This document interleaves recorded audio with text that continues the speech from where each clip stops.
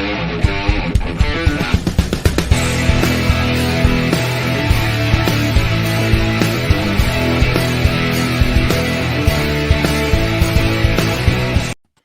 everyone, and welcome to the latest edition of Get Sweaty. As you may have noticed, today isn't Sunday. That is because we are coming to you live on a Saturday, which will be our new day of doing this show. As usual, I am Matt, the Soda Majot, joined by, once again, Sol Govan and Ben Rayner. How y'all doing? Great. Yeah. It's the morning for you guys, so how are you guys doing? Because it's afternoon for me. I'm awake, so I'm happy. As you may have noticed, we are shorter international flavor 50 Shades of Geek at the moment. He will be joining us hopefully later on in the show, and will be giving us his picks for today. Now, Sol, this was your topic, so if you want to introduce it. So if you've seen me on any show, you see that I'm always sitting in front of bookshelves with plenty of books behind me. So this topic for today is top 5 favorite authors. So, you guys ready? 100% ready, yep. All right. So, I'm going to go with my number 5, which he's actually on the other shelf that I used to sit in front of, so I can't really point to that shelf. But I have the book with me, his first book, and that is Rick Riordan. Punt. We'll then wait for the punt. So, we'll want to go around? Yes, ma'am, because we're going to be waiting a while. Yeah, let's go, Ben. My number 5. He's here! 50's here! How'd you get rid of me, did you? No. By the way, thank you for being in the chat last night, 50. A lot of you, as usual, your funny ass self. My favorite bit was when I told you to go to bed, and you're like, I am in bed. I just didn't say I would stop watching. I wasn't in bed. I was watching on the tablet. Yeah, it was great. It was great. For those who are wondering what we're talking about, yesterday was a very big day for the Movie Trivia Schmodown. They had their draft. So yeah, for those wondering, that's what we're talking about here. It's probably the longest I've been continuously on camera so far. And I got on at 5 when we did our live reactions. I got off. It was close to 11 my time. Yeah. So that's why my voice is a little scratchy this morning. All right, but Ben, you're number 5. Okay, but let's 50. Did you hear what Sol's number 5 was? Rick something. I was in between starting. Okay, Rick, is it Riordan or Riordan? I think either or. I'm not really sure. I've always called him Riordan. Yeah, and I've always been on the Riordan thing, but it was a punt, anyways. Okay. Yes. Okay, my number 5 is. I have to admit, I never read this book, but it's not trying. Tolkien for Lord of the Rings. Okay, he's not on my list because I've only gone halfway through The Hobbit. I've never read any of the other books. But you wouldn't have the movies without his book. So why, I have to count it. Okay. They're valid. Very valid. It is definitely a valid argument, yeah. He's not on my list because I only watched the movies. I didn't read the books. Yeah. Me neither. I'm just saying, you wouldn't have the movies if it wasn't for him. So you have to count him, I think. Since now me and 50 are switched, I guess 50 can go next, and then Matt, and then we'll do our regular circle. I do own the book. I just haven't sat down and watched because look at the size of that thing. That's a thick boy. How many pages? And it's a cover I don't think anybody's ever seen before. How many pages is that, Matt?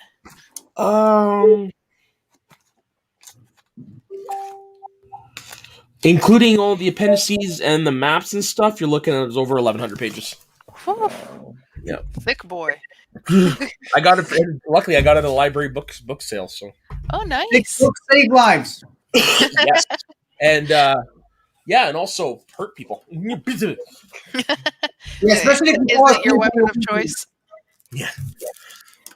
But 50, you're number 5. I was just gonna say before that, did anyone watch the biopic from 2019?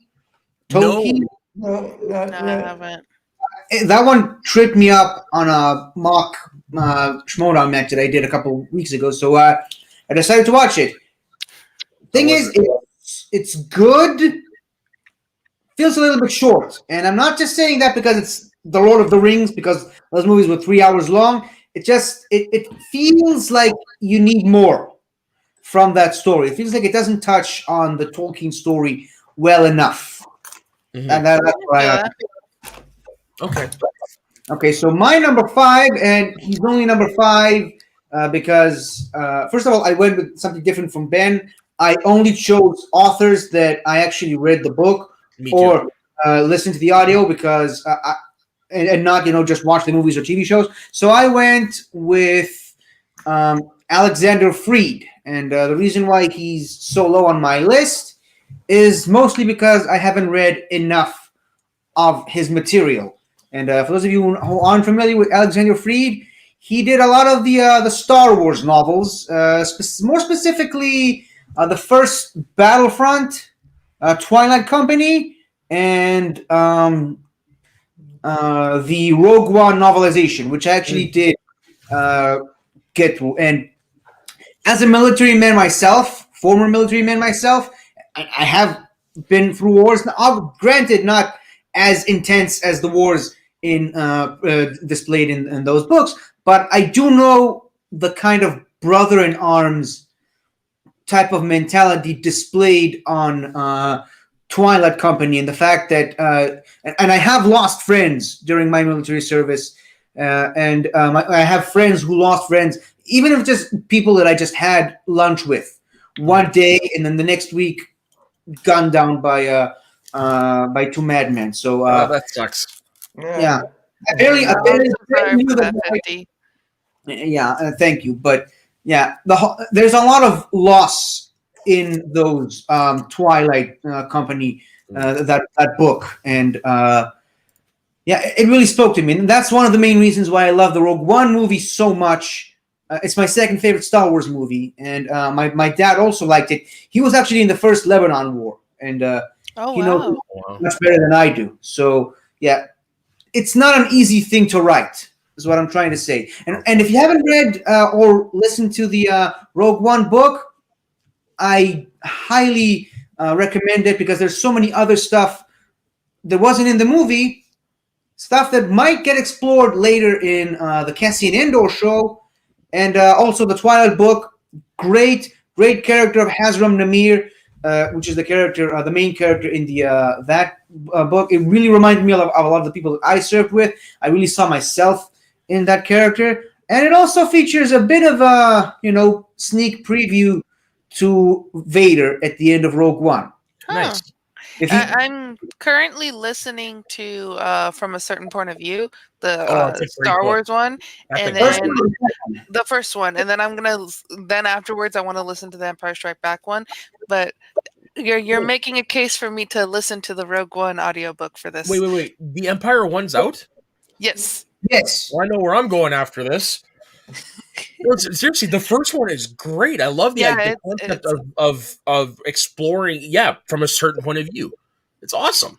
and the audiobook too for that when you're listening to it, it has all of the sounds, the Star Wars sounds that you know and love in the background. So like when they're talking about war, you hear the blaster fire, you hear all of that, you hear the troops walking, so it's or you hear the Jawa sounds when they're talking about Jawas. So in the background, so all of the I definitely highly recommend if you're going to if you're going to read from a certain point of view to listen to the audiobook because just the sounds and everything, it really brings you in the Star Wars mood. I don't know. I like reading it and having the pew pew pew pew going in my head. So. Oh, here's another incentive. There's like 50 stories or something like that. It feels like I think the audiobook itself is about 48 hours or something like that. About 5 hours of it is just in the cantina, and you hear the cantina music in the background. Wait, this is Rogue One? No, I'm talking about the certain point of view. Oh, because I say, fuck, that's longer than it is on audiobook. And that's 44 Let me hours. see the audiobook link. Mostly because of the cantina. Wow. Ever since I listened to that audiobook, it's been my ringtone ever since for 2 years. It is so. If I were to play now, it is. So that's add It's about 15 hours. Is the Well, I audio? really remember it differently. You made it Yeah. felt like if you were on the hookah, it probably felt like 45 hours. So it's a 15-hour audiobook, but obviously it's 40 different stories, Yeah. and you have some great authors in there too. So See, here's the thing. I've tried. I can't really do audiobooks. I'd rather read it. Use the theater of the mind, right? Each his own. Yeah.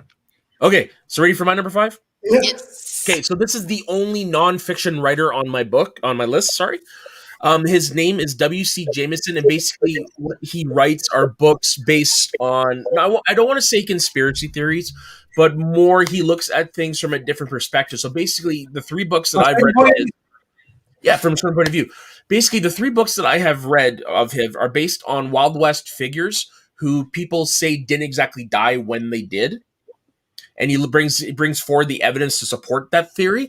Hands down, the favorite one I've read the most, and my favorite is the one that I have pictured on the screen on Billy the Kid. That is actually one where I do believe Billy the Kid did not die at the hands of Pat Garrett. I believe he did live to be an old man and became Brushy Bill Roberts in the 50s.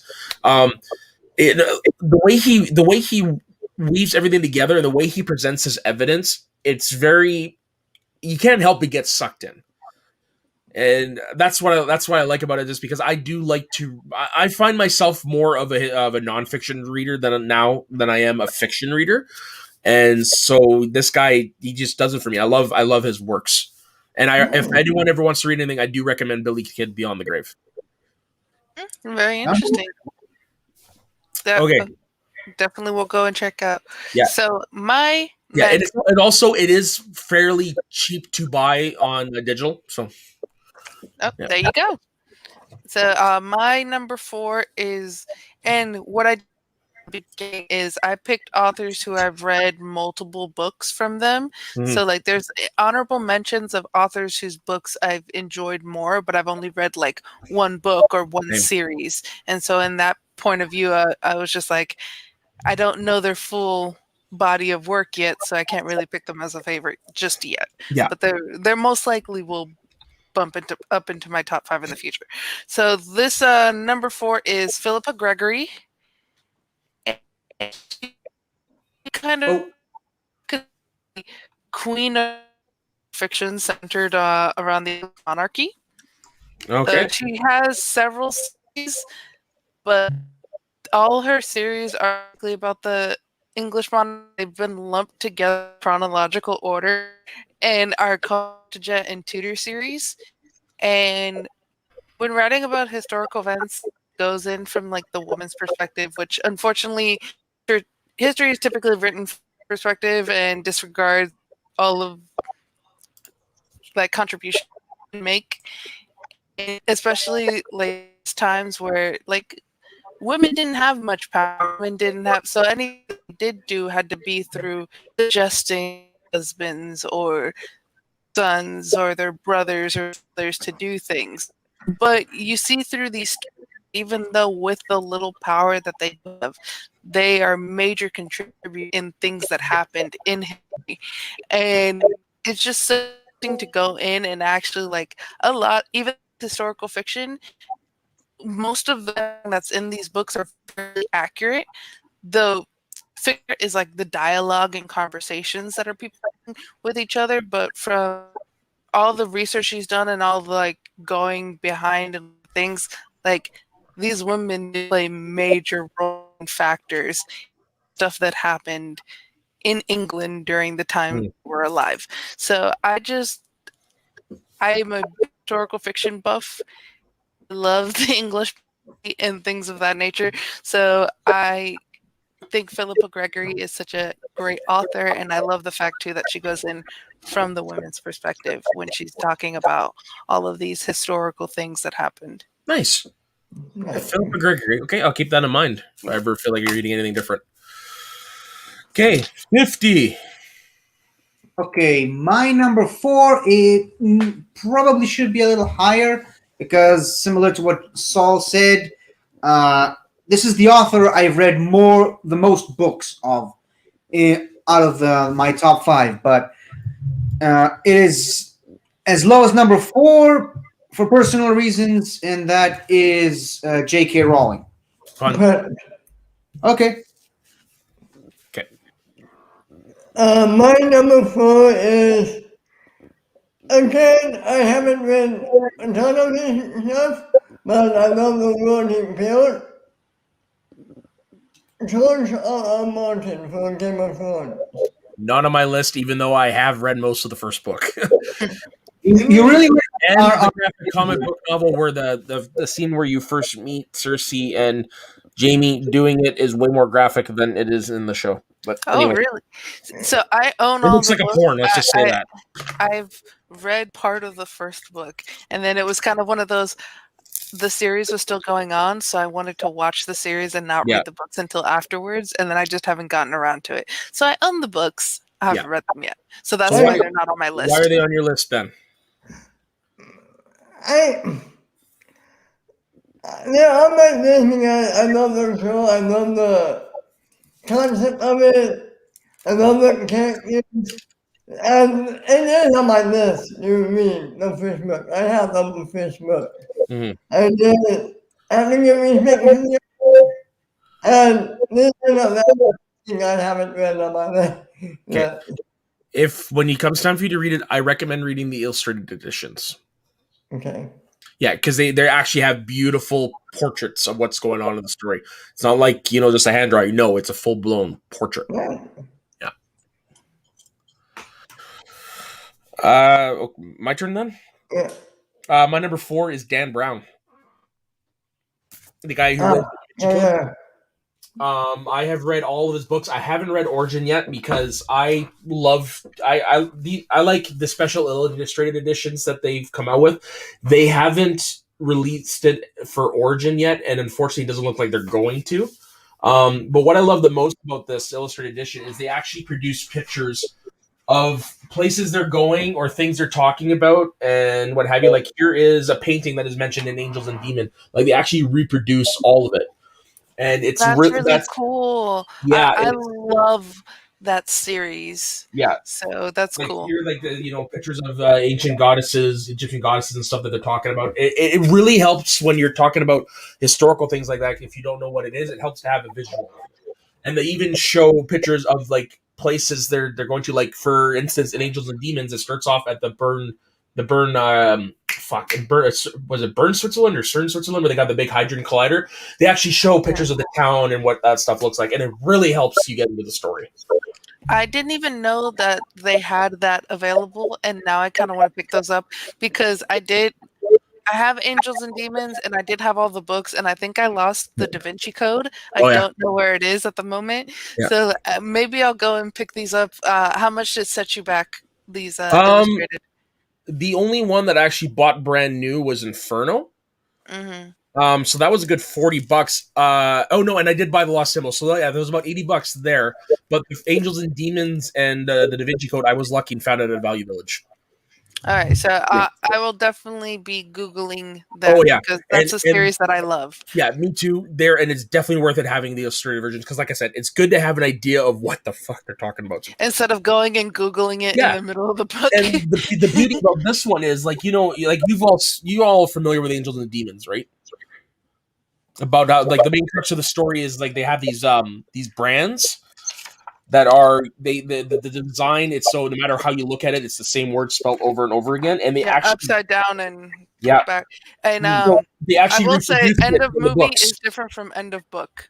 Oh, of course, yeah, for sure. But they reproduced all of that.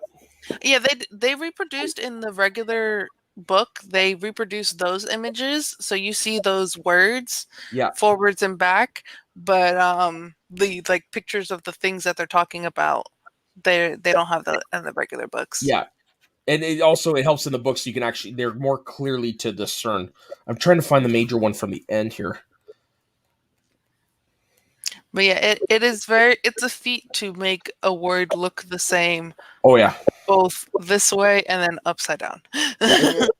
The last one is phenomenal because it's done in the Illuminati diamond is what it's called, and it's basically all of the elements are fused together. So no matter what angle you look at it, it reads it. Why the hell can't I find it?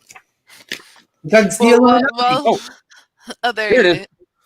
The Illuminati diamond. Can you? It's Oh a shit! whitish. Oh, there we go. There Yeah, it is. There it Okay, is. I can get yeah. it, but it's still Earth. No matter how you look at it, Oh, all the angles, it's Earth, air, fire, water. No matter how you look at it, it spells the Yeah. same way. They have that diamond in the book too, but Yeah. again, too, it's a lot smaller in the Yeah. regular book. Yeah. But So that's my number 4. great pick. I didn't even think about Dan Brown when looking at Oh this, god, but I think it's he'd probably be an honorable mention for me. it's something I go back and reread probably every 2-3 years. Hey, so my number 3 is Claudia Gray. Nice. Punt. Okay. All right, 50. What's your Go number 50. 3? okay. So my number 3 is. Hold on a minute. This guy, Mel Chanel. It's an Israeli author, obviously, as you can see, and I'm just now noticing that it's the only author on my list that I only actually read one of his many books, which is kind of weird to me looking back on it. But yeah, he mostly writes children books, and if we can just share a different screen now, the particular book that I grew up with, which was also adapted into a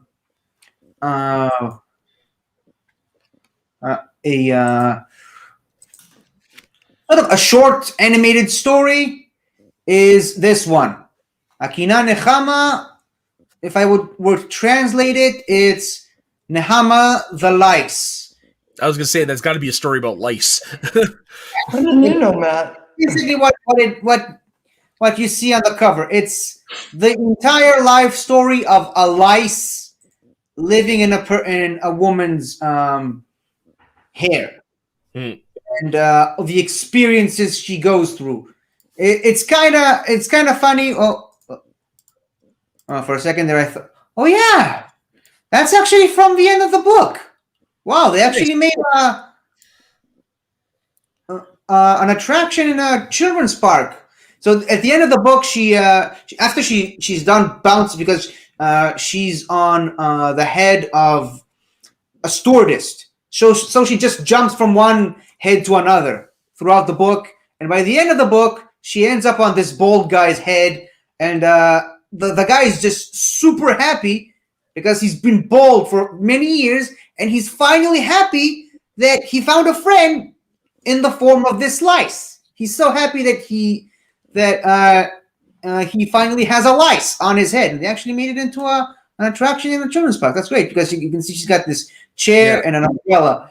So yeah, that's pretty cool. And funny enough, this is right at the end of the book, and he actually gives her the name Nehama. Nice. That sounds like a very charming story. This is probably but it's a kid's story, I guess, eh?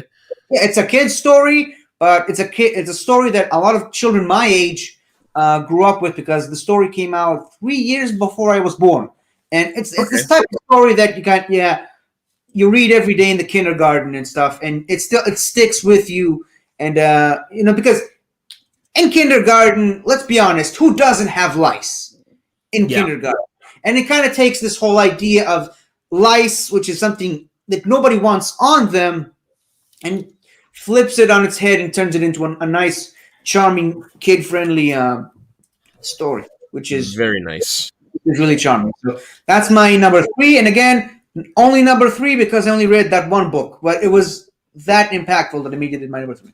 And that's 50 and I are close in age. If I was in Israel, I guess this would be a book that I would know well too. Yeah. Okay, Ben, you're next. My number 3 is Louis Thatcher, who wrote the book Horse. Never read Holes. Okay, yeah. I forgot the author of that. I've read that in elementary and middle school. Weirdly enough, each school that I went to, because I went to several different schools in a row, they were like, "We're reading Holes," and I was like, "I already read that last year." And it happened like 3 times in a row. That one completely skipped me. I've never seen the movie. I've never read the book. It's a fun story. It's about a kid who's at a summer camp, but it's really I don't want to say prison, but it's It's kind a of like correctional facility. Yeah, It was he either went to jail or he went to camp. Not yeah, now. I have Percy Jackson in my head. Not Camp Half Blood. Camp Green Lake or something along yeah, the line. like, Yeah, which doesn't actually have a lake. It used to have a lake, but yeah, in it's one of the movies that's very faithful to the book. There's that's only good. one scene that is longer in the book than the movie, but each scene in the book is basically the way it is in the movie. and might I add, the movie might be my favorite Shia LaBeouf movie. No, I haven't seen Honey Boy or what was the other one? The God, he came out right too last year. What was the other movie he Remember did? Falcon? Yeah, thank you. Watch it. Okay. I haven't seen most yet, but yeah. And I just like his work and I like the author. That's why I picked him. Very nice. Number 3. Okay, Good so pick. my number 3 is someone who's had pretty much my heart since I would have been 7 years old. What year did this book come out? Yeah, 8 years old. It's a Canadian series. It's about a hockey team known as the Screech Owls. They're written by Roy McGregor, who is a prominent, or was a prominent, I hope he's still alive, prominent Canadian writer. And he wrote the series of kids novels called the Screech Owl series based on a hockey team. And basically, it's kind of like if you were to take the Hardy Boys, put them in a hockey setting, that type of thing. Yeah.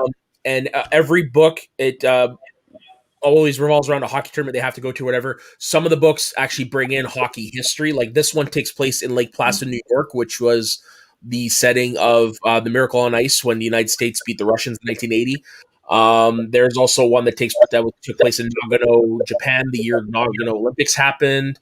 There's one that takes place in Australia. There's one that takes place in Toronto about I can't remember what it's called, but it's basically the crux is the Stanley Cup was stolen, and they encounter a ghost of a player who died before in the influenza of 1919 before he could win the cup. It was supposed to be Seattle, Montreal. The series got canceled because players died, and this one particular player died, and they bring him back as a ghost in this, and he ends up coaching the team. It's Nice. so I stopped reading it after they did the Screech Owls reunion where they brought the characters back as adults for like a charity game. They did continue the series after that. I actually never went back and read those.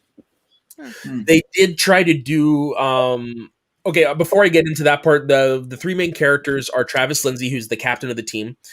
What's her name? Sarah. It's been a bit since I've read it. But anyways, there's Sarah, who is like the heart and soul player of the team, and then there is Wayne Nishikawa, who is like the prankster of the team. But when you get him focused, you cannot get anything by him. And they did a TV series about 15 years ago based on this book, and it was my very first experience with whitewashing because obviously Wayne Nishikawa is an Asian character, but they changed it in the series for some unknown reason to a white kid named Wayne Nishian, and it didn't work for me. And I hated it right off the bat. It was one of the first examples of whitewashing I'd ever encountered. Oh, wow. Perfection.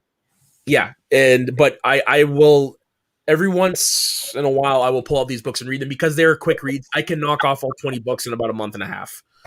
That's how quick they are.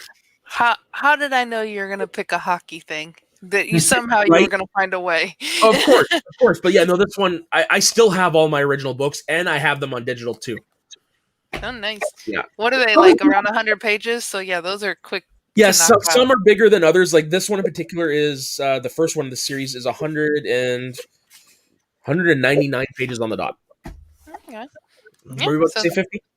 It's always nice when you get to take two things that you're a fan of and merge them together. So your love of books and your love of hockey and sports in general. 100%. And also, like, they have serious moments.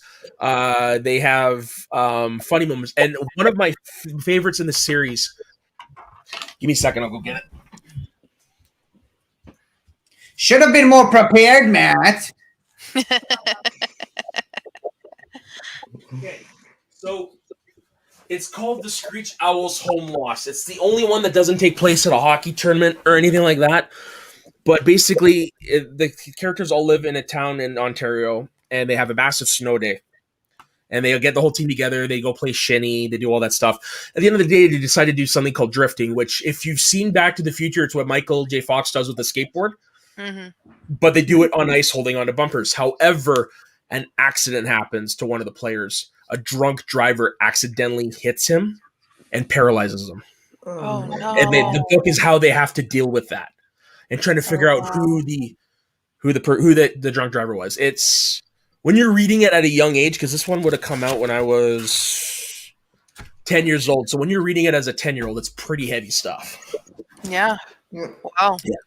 Ouch. But I like when kids' books don't shy away from some adult themes, because a lot of kids unfortunately have to grow up fast in situations that they're a part of.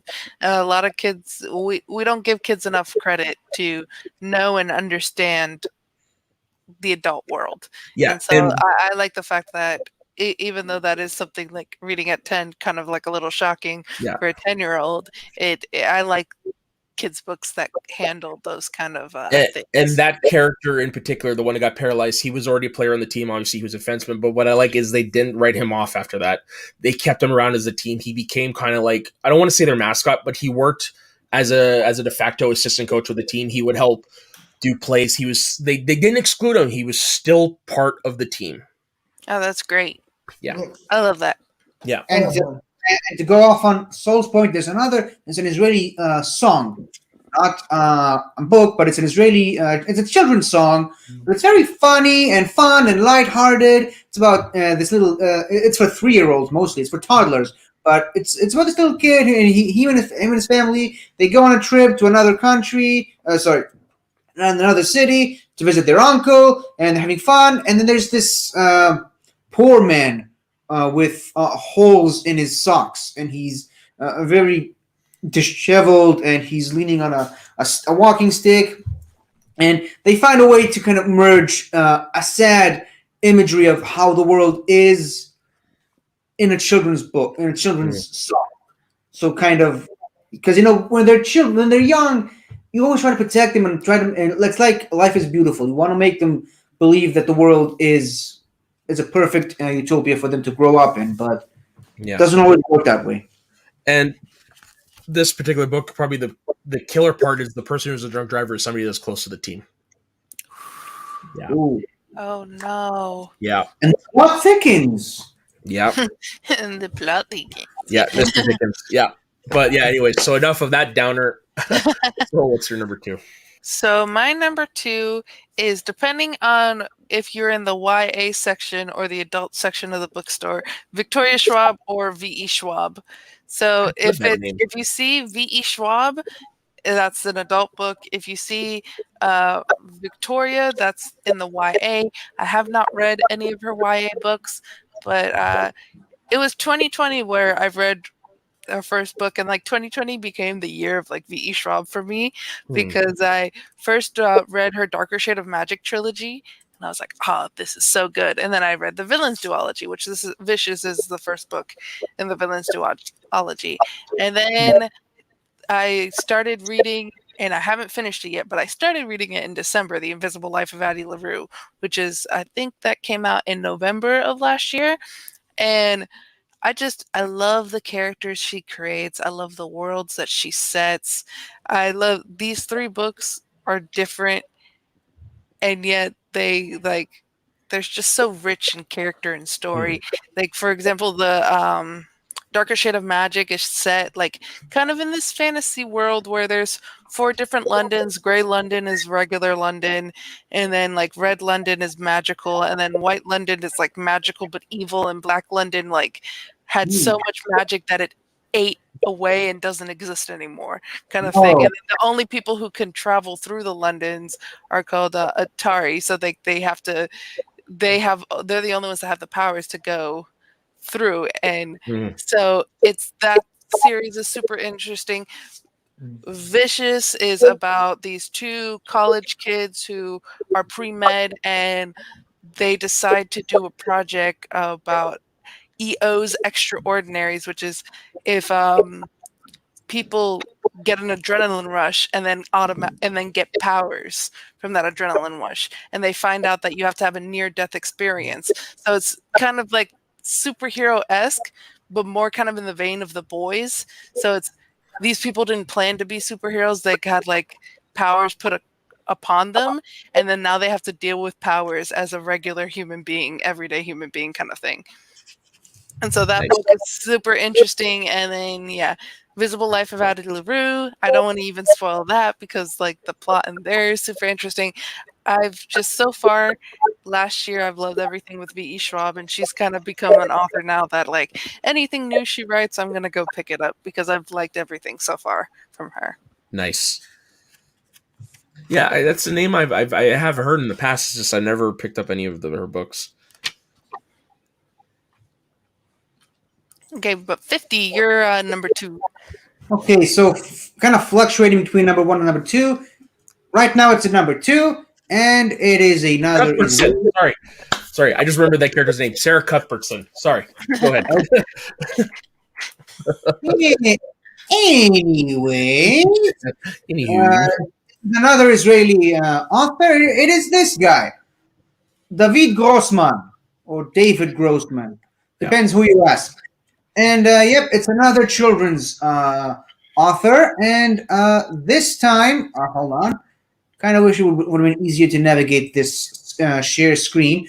But this one actually has a series of books under his belt. And these are these books. The story of a child called Itamar. Or in the English translation, Timmy. How does Itamar become Timmy? I have no idea. But he wrote a lot of stories about this. As you can see, it's a redhead, another really young kid, and just the adventures that he goes through. I believe the first book he wrote about this kid is called Itamar Climbs the Wall. As you can see, it takes place in sort of an imagination of a child world where you don't know if it's really happening or if it's just all in his head. But basically, he goes through a lot of different wacky stuff from the comfort of his own bedroom. First of all, he climbs the walls and he jumps inside all the pictures and portraits on his walls, and he goes through adventures in those worlds over there. There's over here Itamar, the Dream Hunter, where it kind of teaches kids to face their fears, because he, like all young children, he's afraid of the things moving around in the dark. So right over here he builds a trap to catch this demon that's haunting him for basically every night. And when he actually catches him, it turns out that the demon was just this scared little creature that only wanted to be his friend. But because of his scary appearance, he just gave him fears, night terrors, and such. This is here. Itamar meets a rabbit, where basically it's a story from 2 points of views, where Itamar has never seen a rabbit. He doesn't know what a rabbit looks like, and at the same time, the rabbit doesn't know what a human is supposed to look like. So they each kind of view the other as this monstrosity thing. And when they actually do meet each other, it turns out they were just, prejudices. They made up the sort of monster in their head, when it turns out they're actually really good friends, and they're really charming people. This is one of the pictures on the walls. And hold on, if I could just do this.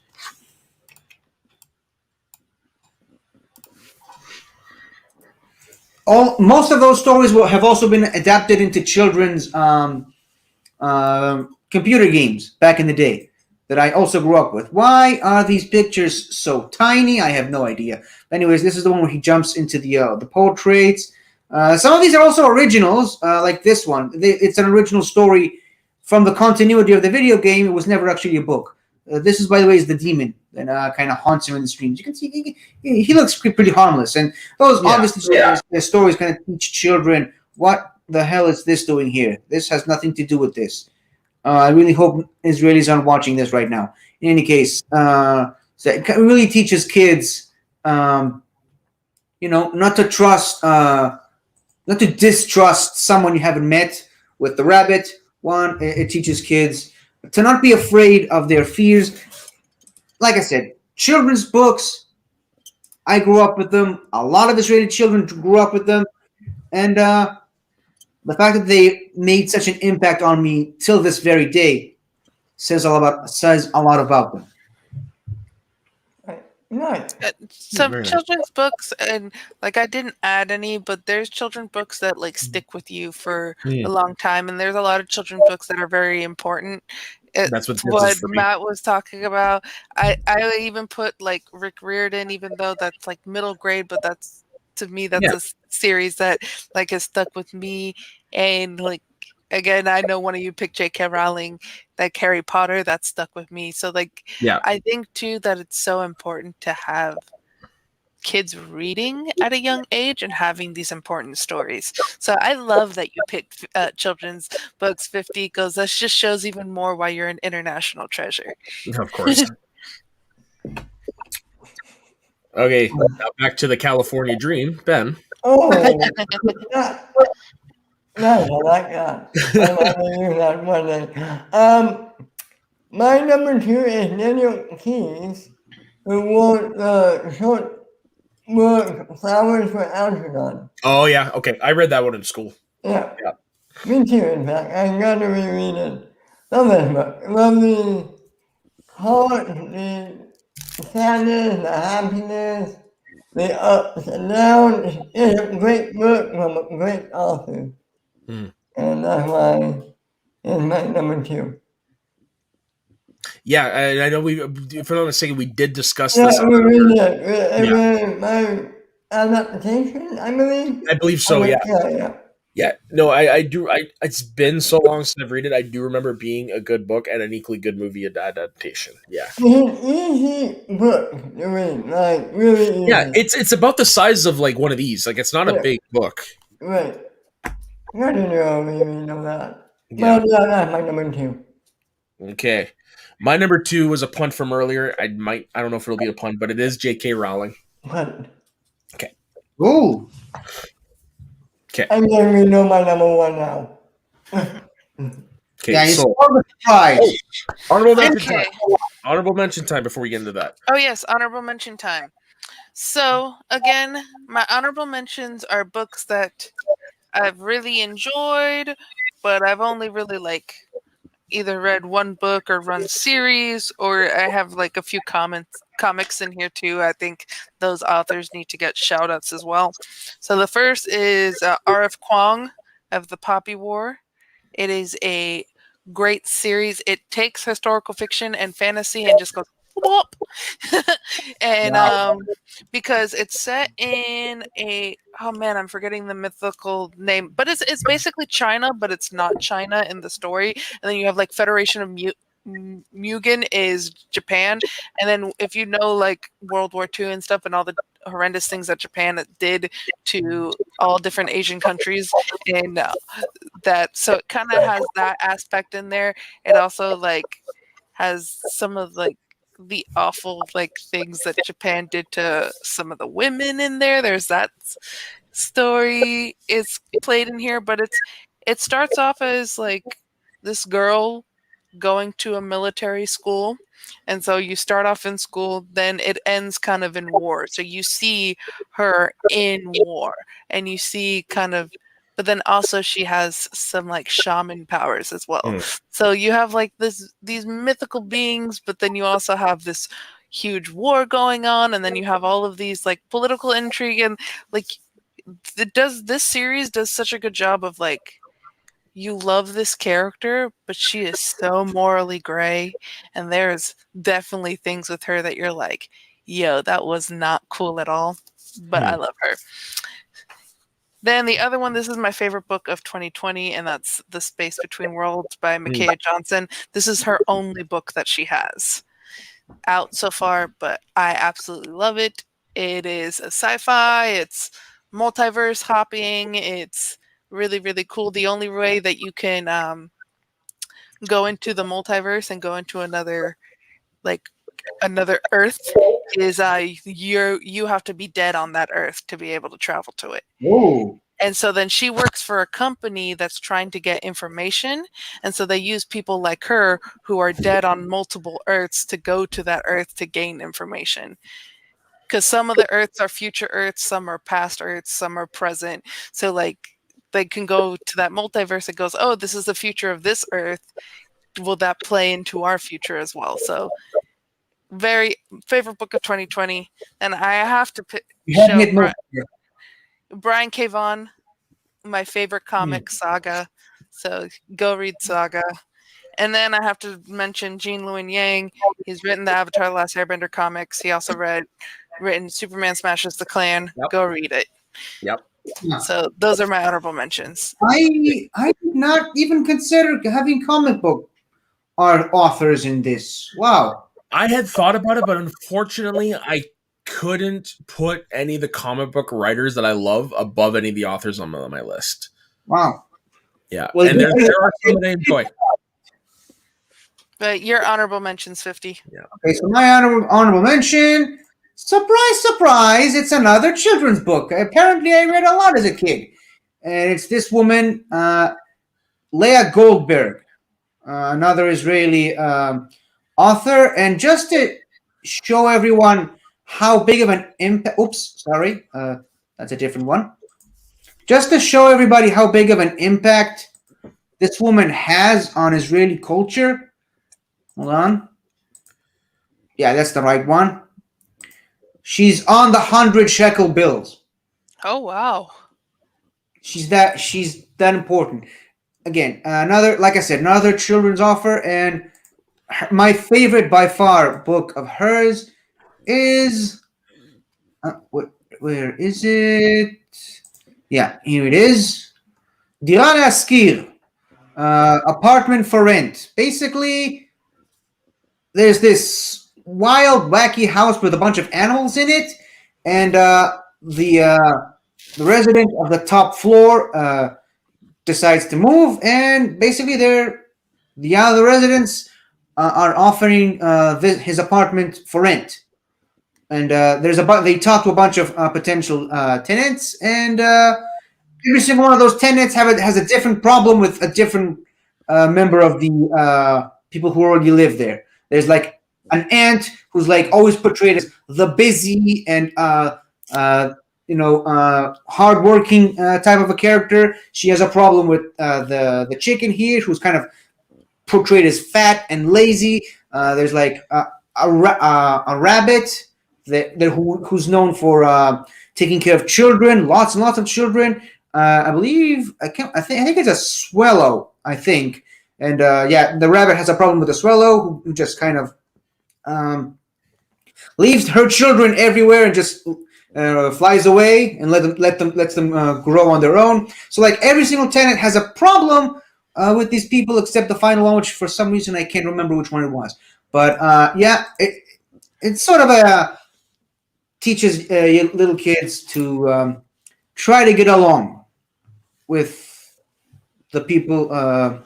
With other people, and the differences between people. Eventually, they find a tenant that, again, I can't remember which one it was, but it's sort of someone who's learned to put their differences aside and be happy with the other tenants of this apartment building. Very cool. Very cool. Nice. Not 50. Ben, your honorable mentions. I don't have any. Oh, Okay. Yes. Bit of an update. Apparently, it happened. It was written immediately after the events of Vadi Saleem, which is interesting. I didn't know that. Vadi Saleem is basically a little bit of Israeli history lesson. After Israel was founded, a lot of and after Israel won the War of Independence, a lot of Jews living in our Arab and Muslim countries were kind of treated badly because the Arabs were upset over the Israeli victories, so they really treated them badly. So Israel kind of made this big operation to bring all of them into Israel, but there was like a 60-40 ratio between the Ashkenaz Jews and the Spanish, or in other words, Arab Jews, and was because and it's basically like white privilege stuff. The Ashkenazi always see themselves as the superior, and the Spanish ones kind of they see them as lesser. So all the Ashkenazi had these big fancy houses, fancy for the time, obviously, and all these the Spanish Jews kind of they put them in really rundown places and with barely any quality of life stuff. So eventually they got really mad and they attacked their neighbors, the Ashkenazis. So I guess that now the story takes a whole new meaning for me. Right on. Oh. Okay, There, so there Ben you has go. none. It changes the meaning right away. That's how powerful these stories are. Yeah. Yep, they're endless. So Ben has none, but I have two. So the first one is Ernest Cline, who wrote Ready Player One. I still haven't finished Ready Player Two yet. And this other one, I'm debating whether to read the description on the back or read the plot summary because this book is so fucking good, but it is so batshit crazy. It is a book called Red Shirts by John Scalzi. It is basically a parody of Star Trek. Screw it. I'm going to read the plot summary because, okay. Demonetized. Sorry, what? Demonetized. There's no video, so we're good. In the prologue, several senior officers of the Intrepid, flagship of the Universal Union, lament the unusually high number of casualties of low-ranking crewmen members during recent away missions and conclude that they will need more crewmen to replace them. Docking at a spaceport, the Intrepid takes on 5 new ensigns, including Andrew Dahl, an expert in alien religions and xenobiology. Dahl quickly discerns that the crew is extremely phobic of being near the senior officers and of going on away missions due to the unusually high fatality rate. Over the course of several away missions, various crew members suggest that the deaths are due to incompetence, superstition, or cosmic forces requiring sacrifices of some crew members so that others will survive. After several close calls, Dahl meets Jenkin, a crew member who has a different theory. Their reality and timeline are under a periodic influence of a badly written television show from the past. As the writers create the plot, characters' free will temporarily ceases in order to progress the narrative of the show. This is why otherwise good officers occasionally seem incompetent. Ensigns make poor decisions, and the ship has mysterious technology on board to produce last-minute inventions and medicines which would otherwise be impossible to produce. Jenkin explains that with Dahl and the other ensigns' otherwise routine duties, their colorful histories will inevitably make them targets of the narrative when the writers need glorified extras to kill for emotional impact. So the ensigns kidnap a senior officer and proceed to travel to the past with the mission of convincing them to stop the show. Once there, they meet their actor doubles and realize that they are exact parallels down to their scars and skin blemishes. Even their imagined backstories become integral events of the ensigns' lives. Using this to their advantage, Dahl strikes a deal with the show's producer and head writer, who happens to be Jenkins' double, to save the life of the producer's comatose son by switching him with his crew member doppelganger. Before the producer's son appeared on the show as an extra, one of the crew members is effectively because the producer's son appeared on the show as an extra, one of the crew members is effectively his identical twin and will revert to the young man's personality by staying in the past. Conversely, Dahl reasons that bringing the comatose son to the future will allow them to use the narrative to their advantage, letting the advanced technology and reality-altering properties of the writing revive him. Dahl and the ensigns return to the future and live out the new revised plot created by the head writer, which includes saving the injured crewmen they had on board. While rescuing the ship, Dahl sacrifices himself to save a senior officer for the sake of the narrative. Awakening later, Dahl receives a message from the writers and producers explaining his recovery, and they promise to make the lives of the crew meaningful instead of using death as a quick plot device. Dahl then compares the close calls he has had with those of the TV show's protagonists and deduces that there is another narrative protecting him, which makes him wonder if he is actually a protagonist in another story. The novel features 3 epilogues. In the first one, the head writer deals with writer's block as a consequence of his bad writing choices. The second one, the producer's son, having reverted to his personality from the crewmen who switched with him, determines to do something useful with the second chance at life he's been given. In the third one, an actress who once played an extra on the show receives a message showing intimate details of the woman whose life and death she helped create. She memorializes her lost sister on a beach and meets the head writer of the show, with both realizing that the characters on the show were married. But the best part of this book is when they go to strike the deal. So the character and the actor are both like egomaniacal. They're both full of themselves. So in order to convince him to help them, it is heavily implied that the character seduces and sleeps with his doppelganger. What? Yes. I was like, oh shit. Okay, can I say something real Of quick? course. It sounds like WandaVision means Galaxy Quest a little. Yeah, that's a Yes! great way to describe it. Yeah, Can I also say something? of course. I was gonna read it until you actually read the entire You know thing. what? Still read it. There's a lot of stuff in there that's just a quick plot summary. That's not the whole thing. I would Okay. highly do recommend reading this book because the situations they find themselves in is funny. The idea of they're going along and all of a sudden they get taken over by the narrative and then they do these things. It's just the whole thing is worth reading. I just gave you a snippet of what's in the book. Okay, Yeah, sounds better. It sounds like it's not a thick book. It's not a big book. It's only like what 300 pages. what's the name of the book again? Red Shirts by John Scalzi. Makes sense. Right? It's basically a Star Trek story from the point of view of the red shirts. Exactly. From a certain point of view. Exactly. Speaking of which, have any of you guys checked out Lower Decks yet? Not yet. No. Yeah. I mean, the trailer was awful to me, but I've heard people who watched it say that it's really good and it was just a really bad trailer. So I'm interested to check it out if I had that streaming service in my country. Nice. Just saying. Okay, so now we're on to the number ones. Okay, so my number one, I was introduced to this author back in 2018 because of a book club, and that is Tera Mafi. And she is Persian. There we go. Persian American. She is hijabi wearing. I think first, like, not even talking about the books, go to her Instagram. She's so fashionable, and her husband and her child are so cute. Her husband is fellow writer Ransom Riggs, so like an author household, and their little and their daughter is super cute. But going to her book, I love the Shatter Me series. I forget when was this. This 2011 was when this first book came out, and then originally was just supposed to be a trilogy, and that was a motorcycle or a car or someone. But Sounded like somebody farted real loud. yeah, but this was originally just a trilogy. She ended it, and then apparently she later on in life was just like, oh, there's more to this story, and she wrote. So I came into it when there was 4 books. So the first book, and then like I had to do what everyone else had to do, and wait a year for the next book to come out and things. So the last book of that series came out last year.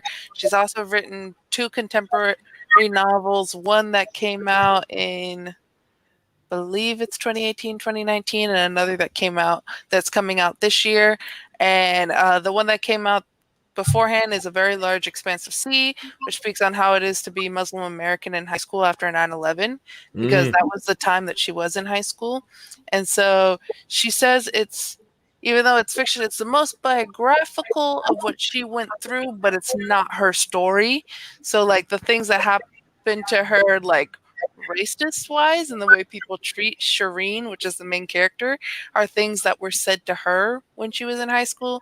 And like the fact that Shireen too is a breakdancer, and she was a breakdancer in high school. But other than that, like the romance that you see in that book and the other like interaction with other kids and stuff like that, that is fictional. So she's kind of like, she took her story and then put it in. And I love when authors do that. It is considered own voice, and own voice books are so important. So I definitely recommend like reading own voice books. But yeah, she has another one called Emotion of Great Delight coming out this year that is about another hijabi wearing Muslim American. I don't know fully what that story is about, but I can't wait to read it because I love this author. Her characters, her story is great. This series is fantasy. Like pure, when you read it, you wouldn't think that this was written by Muslim American Hmm. kind of thing. And that is what I want in going forward, is that you have these diverse stories that you can't even tell who's written them. They just are written by those people who are diverse. And so I love that series. I think it was optioned for a TV show, and then it didn't pan out. Ooh, I thought that sounded familiar. Yeah, and then A Very Large Expanse of Sea was optioned for a movie. I hope that it still goes forward after COVID. Who knows? But yeah, I love Tera Mafi. She's Yeah, great. I do remember hearing about this book being optioned for the TV show and stuff. Yeah. I can't even imagine what it felt like to be a Muslim American after 9/11, because Oh my God. personal experience, there's a lot of the Muslims who probably lived there at the time had nothing to do with it. They done nothing wrong. And they just got the blunt of the reactions from people. I mean, it happens here all the time. Like, it drives me crazy. Like, I had a Muslim Israeli woman in my school when I was growing up, and me and her we were actually really good friends. But obviously, I was in a particular class where the people kept saying things about her behind her back, and being with racist stuff, and like, oh, so she goes to school on a donkey, and she ties him up outside, stuff like that. But the one card I always had when talking to these people is, first of all, she was obviously, because she was Muslim, she had both the Muslim holidays and the Jewish holidays, so she missed out on a lot of school days during her studies. And she was also pregnant at the time, and she missed a lot. High school or like university? High school. Okay. They get married very early. Probably should have said that on a live show, but too late to go back now. But she missed out on a lot of school days because of her pregnancy and because of her wedding and stuff. And the one trump card I always had when talking about her is like, she missed out on a lot of stuff, and she's a Muslim, she's an Arab, and all that, and yet she's a star student, and you're not. What does that say about you? Yeah, that's true. And unfortunately, a lot of that xenophobia is still around 20 years later after 9/11, which is shitty. And it's like the fact that going into like that area of the world is that you have so much like Israeli and Muslim people like that don't like each other, but then in the United States you have people who are xenophobic towards both, and they don't like both equally. And it's kind of funny that it's just like over here you have like the bigots who are just like, fuck Jewish people, fuck Muslim people, and yet over there you guys are fighting each other. And it's just like there's worse people who don't like either of you. And like I said earlier, the whole thing about Ashkenazi Jews versus the Spanish Jews. I mean, even within the Ashkenazis, like the Greek Israeli Jews don't like the Polish Israeli Jews, and like the French Israeli Jews don't like the British Israeli Jews. Like, we as Jews, we fight each other all the time, and that actually goes into the Monty Python thing from Life of Brian, where true story with the whole Judean People's Front stuff. Yeah, there was all these different sects that kind of rose up to kind of battle the Romans. The reason they were never successful is because it's true to Israelis and Jews, rather than just team up and fight the common enemy, they fight amongst each other. So, history is my favorite part of Life of Brian. Yeah. The Judean People's Front. Yeah. Or that when Eric Idle's character is the slow. Oh fuck, what's the name? Where she's like, I'm not so and so anymore. I want to go by the name, like I think it's Susan or whatever. Reveals that she wants to be known by this girl's name, and they want to fight for the fact that men can have babies too. And they're like, what the hell's wrong with you? You want to have babies? Yeah. Oh god, I love that movie. Okay, 50. You're number one. Pun from earlier. Claudia Gray. Right on. Yeah, she just burst onto the scene, came out of absolute nowhere, and now she's the top Star Wars author. Like Lost Stars, I think is still my favorite Star Wars novel. Period. And then she went on to do Bloodlines, as Soul represents, and then she did the Leia book. She did Mhm. Obi-Wan and Qui-Gon, and Yeah, the even Master that, and President, the Apprentice. Yeah, and so even that, good.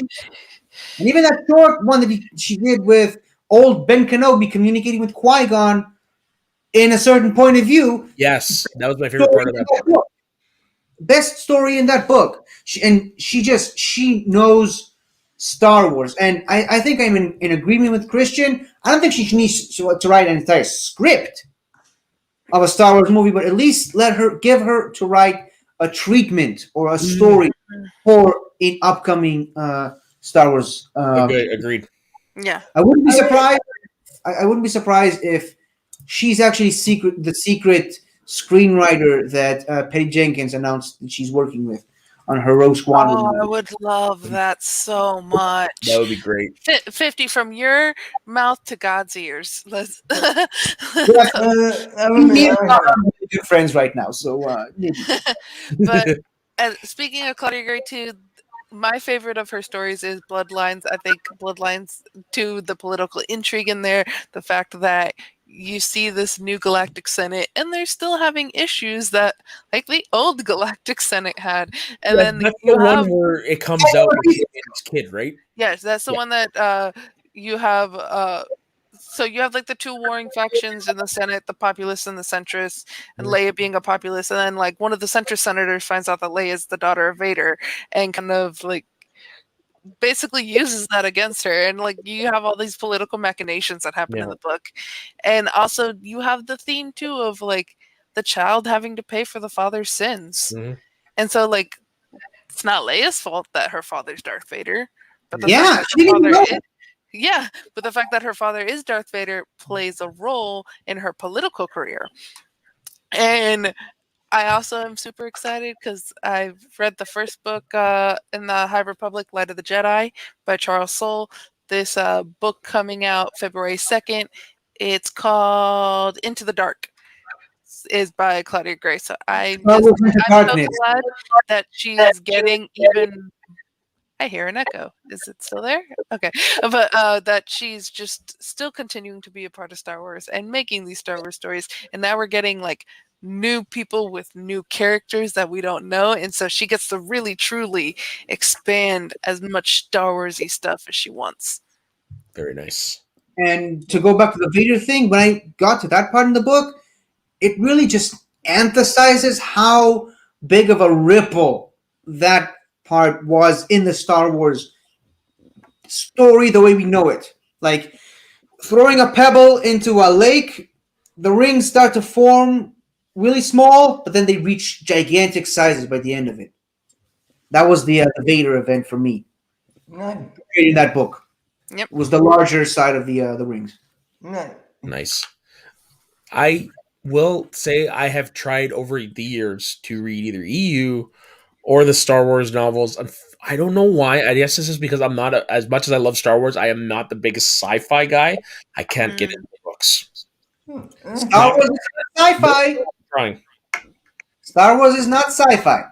but, It is a but you know what I space, mean. You know what I mean. Sci-fi fantasy. space fantasy. Not sci-fi, space fantasy. Same shit, different pile. Maybe the reason you don't understand the difference is the reason why you're not a big fan of. Maybe, but like I said, I love the movies. I love the TV shows. It's just when it comes to the writing, I don't know. I guess I'd rather watch it.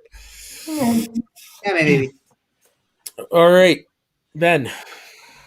Okay, my number one is a pet from earlier. I know it's controversial. I just love her work. I don't care about anything else. It's okay. I love the Harry Potter series. Seriously. Me too. Hence why I It have is. the Deathly Hollows tattooed on my arm. It is. I love that world she made. I love the stories. I love the characters. I reread the books every few years. That's where I'm at. Yeah, J.K. Rowling is a conundrum because we all know what she said in the last year, but she's done so much good as well that it's hard to like completely hate her. You know what I mean? Yeah, it was one of those like very disappointing moments because it's someone Exactly. that you held in such high regard, not only for the story that she had, but she was also like the first author that became a billionaire and then lost her billions of dollars to give to charity. Yeah. Like she gave so much money to charity, she did so much good, and then to come out and say those statements and basically alienates so much of her fan base, and then people jokingly calling it the series with no author, or the author with no name, or like she who should not be named, kind of like in the sense of Voldemort. And it's just like it was one of those that if you have those beliefs, I get it, and like you want to let your beliefs out, but I really wish she just never had said anything because it really taints it doesn't taint the story, but it taints kind of like my enjoyment Yeah. of it now. Because like I was in the middle of a reread of the Harry Potter when she came out with all of those stuff, and it was just like I need to take a break from Harry Potter. I think still like I still have the books on my shelf. I love those stories. I love those Mhm. movies. Harry Potter has been such a big part of my life. I can't condone the things she said. And I don't know if I can support her in the future in any of Yeah. her future endeavors, but I think for people who have a problem with anything that she said, which I think you should, but that you can still enjoy those stories. And if anyone tells you that you can't enjoy those stories, then like fuck off. Exactly. Yeah. Right. You have to come to a point where you have to be able to separate the creator from the thing they created. Because at this point, like when it comes to these Harry Potter books, like I'm sorry, you're not going to give her money. Like she's already making all the money, so you're not Yeah, with right. those things. You're not really supporting her anymore because she's already made all her money. It's with the things going forward. Like I don't really Right. want to see her involved with any of the other stuff going forward. And I think too, like we should allow for because people are in different sides of that argument of can you separate or not. Yeah. So we shouldn't criticize people who are able to separate it, and we shouldn't criticize people who aren't. Just Yeah. let people be people and let people make their own decisions, and let's not criticize people for it. Like if they're not hurting anyone, let them enjoy it or not enjoy it, and let them be. And it is one of those things like if you're to, okay, so what she says ruin your enjoyment. Well, what about all the people from the past that have created things that are beloved to us?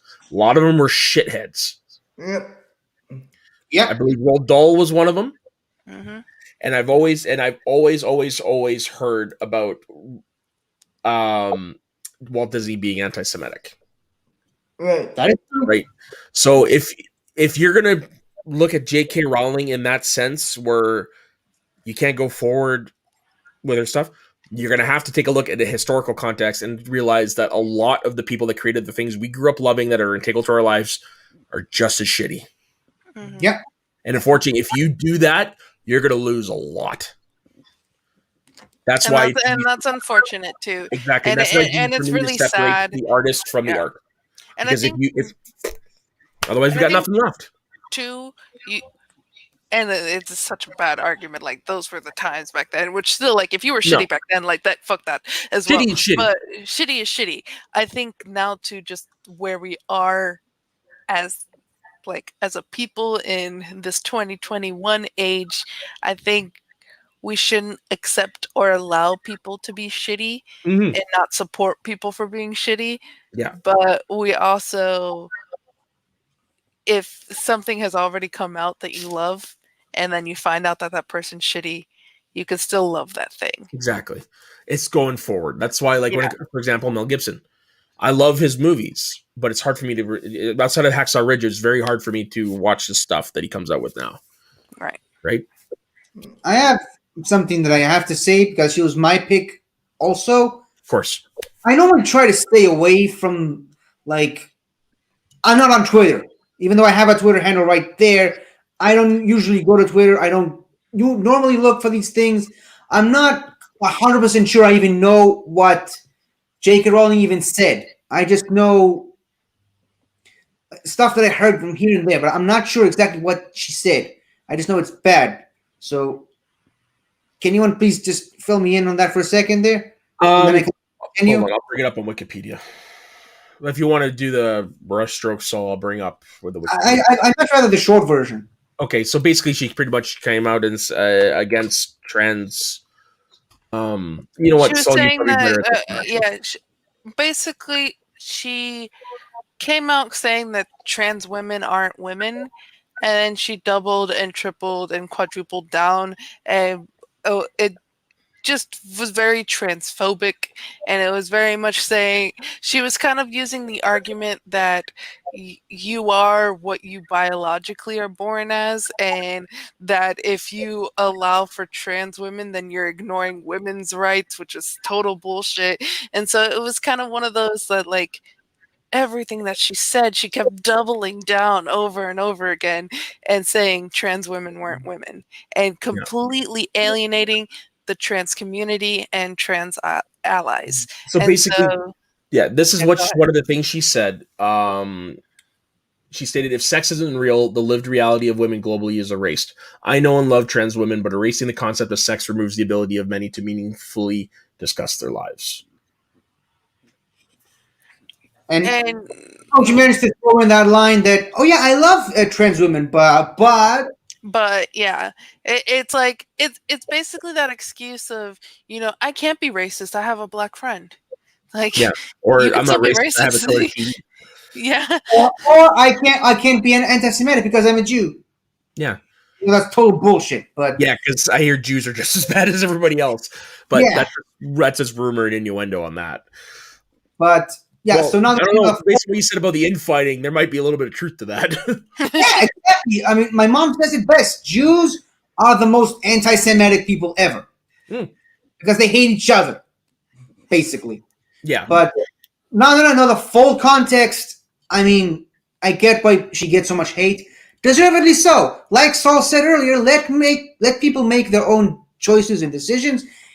It goes for this as well. People want to be trans. Let them be who they are. Don't if get it doesn't affect you in one way or another, shut the fuck up. It doesn't hurt you or your billions of dollars. Yeah. So shut the fuck up. Yeah. You can have your opinions, just Keep them to yourself. Yeah, exactly. Yeah. I'm not saying that people should just shut up and not have their opinions. No. But still, your opinion is going to offend a lot of people.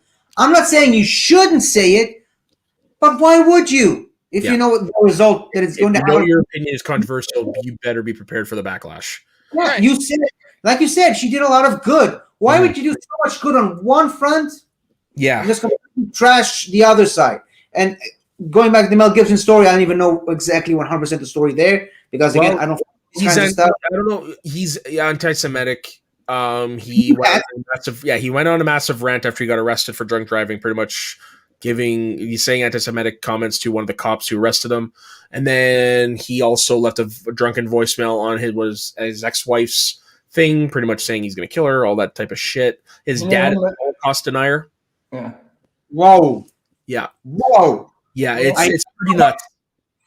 I knew about the anti-Semitic stuff. I did not know about the other ones. Yeah, his dad is a Holocaust denier. I had a friend in the army who said that Mel Gibson would have been his favorite actor ever if he wasn't anti-Semitic. Yeah, so that's like, for me, it's easy to go back and watch movies like Braveheart, Lethal Weapon, and what have you, because those are already established. They're already on the zeitgeist. I do have my memories to them, but it's things that are coming out now. Like I said, with the exception of Hacksaw Ridge, that one was a little different because he was just the director. He wasn't an actor. And there's a lot of other people working on that film. It's hard for me to go back and watch his newer stuff. And he really hasn't made anything new other than that. No, he has. It's just a lot of it's direct to video. Oh. Yeah. Look at his IMDb page. He's got a lot of shit that's come out since then. Okay. My number one is another punt from earlier, and it is Rick Riordan. Now, the reason why it is above J.K. Rowling partially is a little bit to do with what we were just talking about, but also I've reread the Percy Jackson series, both that and the Heroes of Olympus, more in a short amount of time than I have read the Harry Potter books. And what I love the most about them is that they take actual mythology from our world, they weave it into this young adult fiction, but they also teach you about history and about other cultures, and that's what I love about them. And there is also the book where basically, from the point of view of Percy Jackson, he tells you everything that happened in the history of the Greek gods, which is so fun. Percy Jackson's Greek Gods, highly recommend the book. That's a really important thing when they actually teach you the history, because I can't tell you how many people I've talked to who honestly believe that the god of war is Kratos. like, bro, No. why? Yeah. And the thing too that I love, first, like the original series, you're in Percy's mind, and then the sequel series, you're in multiple characters that you meet and hear, and then suddenly you meet there. And don't forget, they bring in the Roman version of the. Yeah, they of that, bring in which the is Roman pretty cool. version, but like you have like awesome titles like this, like I accidentally vaporized my pre-algebra teacher. Yeah. 3 old ladies knit the socks of death. Grover unexpectedly loses his pants. Like those are interesting, like chapter titles. It also bring back a table of contents. Yes, please. Hashtag bring that back. They don't do that anymore, don't do and it they anymore. should. But It's important.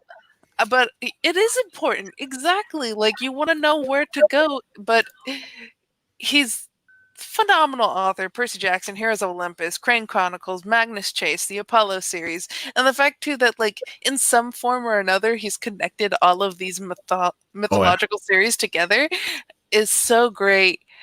And then these are stories for kids. He wrote Percy Jackson because his kid is ADHD and dyslexic. And so he made a story that, oh, demigods are ADHD and dyslexic. They're ADHD because that's their battle reflexes. They're dyslexic because their brains are hardwired to read ancient Greek, not English. And so he made a story for his son. Yeah. In this way. And then also he also is the head of Rick Riordan Presents, which is a book imprint focused on middle grade fantasy stories by BIPOC authors. So every author who's in there is writing stories are BIPOC. That means Black, Indigenous, or person of color. Yeah. So he's amplifying minority voices. He's amplifying minorities, like, and those people too. Like there's an Aztec story. They're taking mythology from Egyptian, Norse. From other cultures that are not just European based.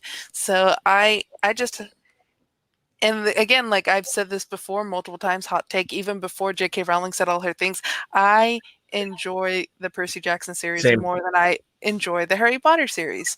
And so the fact too that this author is such a great person and also has people of color not only like amplifying their voices as writers but amplifying their stories in his own books, I have so much high respect for Rick Riordan, and I think that like people definitely, if you have children, have them read these books. They're so much fun.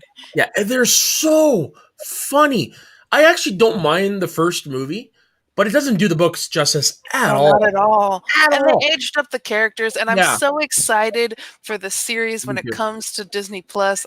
Yeah. And to have them like start as actual 12-year-olds and see them age up, that it's going to be fun. Yeah, and some of the ways they take like Grover's a satyr, so it had half goat. So bring him into the real world. They made him a what do you call it? The canes? Is it quadriplegic or paraplegic? Para, because I think quad is like the whole. Yeah, okay. So they made him a paraplegic. They gave him like false feet. They gave him 2 canes, so he doesn't look like he's a goat walking. Chiron, who is a character from ancient Greek mythology, is a centaur. To bring him into the real world, he has a magic wheelchair that he shrinks his body into, so he looks like again another handicapped person. It's just genius how they take the mythological characters and translate them into the real world.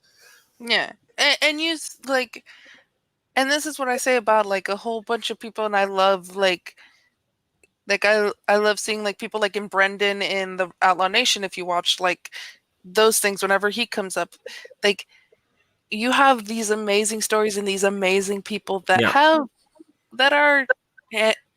that are handicapped in some way or another, and it doesn't mean that they can't do wonderful and great things and also like achieve everything that they want to achieve. We just need to make things accessible and make things easier for them. And so I love that like a story like this is highlighting those things as well. And back to the humor, 50, the humor in these series is right up your alley. Yeah, 100% 50. 100%. You would love the humor in this. Yeah, and I'm of the mind where I might rank Heroes of Olympus higher because I actually do like the new characters, and the character of Leo is Oh my god. hysterical. Leo is 50. Leo is Yeah. 50 100%. Yeah, and hands down, Leo is 50. Yeah, great comparison. And then also what I do love is in the second series, there is a Canadian character from Vancouver, Yeah. which is awesome. You very rarely get something like that. But yeah, the thing too, like Frank, he's Asian, Hazel is black, Leo is Hispanic, like, Yeah. and then like Percy and Annabeth are white, but then like Nico's white, but he's gay, and so Yeah. like you're having. Oh, and all let's not these forget, diverse things. shit, what's her name? She's one of the main characters of the Heroes of Olympus. She's Native American. Piper is Native American. Yeah. And they, like her side story, her dad is a famous movie actor, but he did the thing that a lot of people did at that time where he hid his roots to become more more mainstream. So he kind of like he would just play like as the tan white guy instead of playing Native American roles. Yeah. So okay, so there is one thing I wanted to add that I went back and looked up. For the book Red Shirts, the audiobook is read by Will Wheaton. Oh, so if you're gonna go for it, listen to the audiobook. No, I gotta do that. Yeah. The bottom line? This thing. You mean that?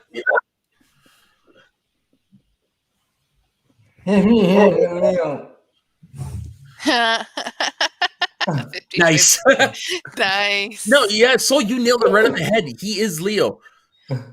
Because personality, Leo likes to tinker with a lot of things. Very well, I'm not saying you're ADHD, but I mean like he's always like I am with his hands. Okay, so then you're fucking Leo. Okay. So no, seriously, Leo is one of the best characters of the book. He's easily one of the most selfless characters of the books. He's very loyal to his friends. He makes the sacrifice at the very end. I'm not going to go. He always has. He doesn't sound like me at all. No, and then he always has the joke at the. No matter what, it could be a serious moment. It could be like a non-serious moment. He always has a joke for everything. Yeah, and then that's where the comparisons come in. More like me. Yeah. Okay, so now 50. It is your turn to reveal the topic for next week. Honestly, I've been sitting on this for weeks now, and I have no idea how and why no one actually chose that as a topic yet. But top 5 movies of 2020. Okay, done. No one chose that. I have a list of 5 that I've been sitting on for weeks, and there's a bunch of movies that I haven't watched yet from 2020 because I didn't want to change anything on my list. Okay, so next week you can watch. Man, I need to watch some movies now. Me too. Or I need to go back and look. Okay, what came out last year? Right, exactly. I have a question. Can it be movies that came out before 2020, but we've seen it for the first time in 2020? If it came out in 2020, it counts. If it came out before 2020 and you saw it in 2020, it doesn't. Like a couple of years ago, when Green Book came out, it came out 2019. It was released in my country in 2020. So I personally didn't count it as a 2020 movie. No, sorry. Wait, wasn't it 2018? It came out 2018, so for you it would have been 2019. Yes. I didn't count it as a 2019 movie. I counted it as a 2018 movie for myself. Okay. So that should be fun because I don't remember what came out last year. Last year was such a shit show. And what can you do? I hope I have 5. I do have a couple. Okay, so that's the end of the show. Soul, where can everybody find you? You can find me at Soul Govin on Twitter, at soul.k.govin on Instagram. I'm also live today on John Roca's channel at 2 p.m. Pacific, 5 p.m. Eastern, talking about the Schmodown, Ultimate Schmodown show. Go check it out. We have Nerd Chronic on today. Yeah. So he's going to help us talk about the draft. Also, if you're a $10 patron and up for John Roca, you can come in at the end of the show and ask Nerd Chronic a question. So definitely come on and watch tonight. If I When can. is that? What? When exactly is that show? It is 2 p.m. Pacific, 5 p.m. Eastern. So it's in 2.5 hours. 2.5 hours. I think I might be able to make that work. I've got something Yeah. coming up in an hour, but I gotta talk to Chronic. So have your questions prepared. If you are coming, it's going to be one question per each fan that comes on. So have it I'll prepared. do my best to be there to watch. It's unfortunately I got a lot of shit I got to do this afternoon, so I'll do my best. A busy life up there in Canada. Oh yeah, 50. How about you? Okay, you can find me on my channel, a YouTube channel, 50 Shades of Geek, or 50 Shades of Gaming, my gaming channel. You can also find me on Twitch, where I just started a brand new series. I'm trying to beat all of Pokemon Shield with a Shedinja. If you're a Pokemon fan, you know exactly how impossible of a task that is. And all that series will be eventually caught up into different sections and placed on my gaming channel, 50 Shades of Gaming. And you can also check out my Patreon, patreon.com/Pokemon Star, Cross, and Crescent. I designed a Pokemon game based on Israel. It's a lot of fun. Definitely much so. I have a question for you, 50. Is the one that you're playing, is it a shiny? I tried, but it didn't work. Aww. And I wasn't gonna keep trying to find it, so didn't work. Okay, Ben. How about you, my man? Well, you can find me in about 55 minutes on Mount Schmodown. You can also find me every Thursday on Shooting the Breeze, every Friday on Camping with Matt here, Bahamas, and every Sunday starting tomorrow on Men's Hot Takes. I'm going Sunday. live. What? You said Saturday. It's Sunday. I heard Sunday. I heard Saturday. Anywho. Every Sunday at 9 a.m. going live in my hot takes. And for me, you can find me at soda_the_saxman Instagram and Twitter. You can find me on everything that Ben's mentioned on here. And then you can find me over my other channel, Schmoes of the North, where me and my friends Dave, Louie, and Daniel, and now our latest edition, Justine, sit down and we break down what's been going on in the world of Schmodown, be it the matches or when we interview people from the Schmodown and Northern Consultations. Last night we had a live stream after the draft, which was great. We had special guests on. We had Thomas Harper. We had Gold Leader join us. We had Jake and the Juice, I think is their name, join us. And then at the very end, just as we were about to log off, we had none other than the GOAT Law himself, John Roca, join us, which 50 saw. We were freaking out because we were ready to call it quits. And he joined us from his car in the lineup at Krispy Kreme. So it was a great time, great show. That's why my voice is a little shot today, but definitely go check that out and expect more quality content from us over there coming up soon. So on behalf of everybody, yes. You want to let people know about the live reaction we did to the draft? And so while during the draft, 50 Shades of Leo joined myself and Daniel, Dave and Justine, and we reacted to the event itself. So there will be clips coming out from that in the near future. So definitely check that out. It was a great time. Great fun. Okay. So I'm ready to see your guys' reaction because I haven't seen it yet. It was fun. And I think, during the draft thing, I got up at one point wearing my PJ bottoms, and it wasn't until I was halfway out the room where I realized my pants were at half mast. So you might see my ass on camera. Yeah. What PJ bottoms? That's a great reason to watch it now. Yeah, exactly. Come to see my ass. Anyways, on behalf of everybody here, thank you very much for joining us, and you all have a good day. Stay sweaty and smash cancer. Smash cancer.